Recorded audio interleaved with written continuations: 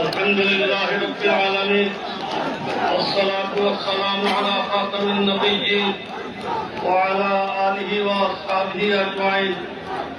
আজকের এই ঐতিহাসিক মহাসম্মেলনের সম্মানিত সভাপতি, উপস্থিত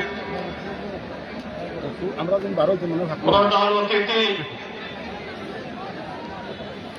তারেক রহমান সাহেব, উপস্থিত বিশেষ অতিথি ফখরুল ইসলাম আলমগীর সাহেব, উপস্থিত সংসদ সদস্য পদপ্রার্থী এবং সিলেট সুনামগঞ্জবাসী, আজকে 17 বছর পর আল্লাহ তাআলা একটা সুস্থ নির্বাচনের পরিবেশ সৃষ্টি করে দিয়েছেন।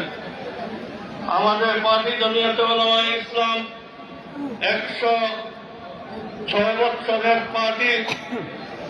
আমরা এই জমিয়তের উদ্যোগে 190 বছরের গোলামির থেকে ভারতবর্ষকে জমিয়ত স্বাধীন করেছে।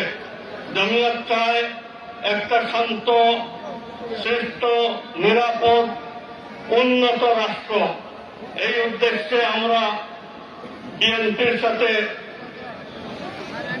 জোট করেছি। আমরা তারেক রহমান সাহেবের হাতে দেশকে নিরাপদ মনে করি, তাই আমরা বিএনপির সাথে আমরা জোট করেছি।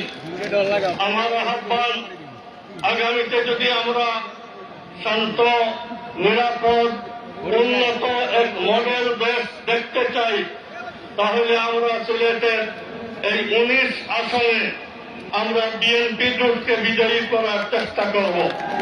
আমি আশা রাখি আমাদের বাংলাদেশ বিপুল আসনে বিজয়ী হয়ে বিএনপি জোটই এই দেশকে পরিচালনা করবে।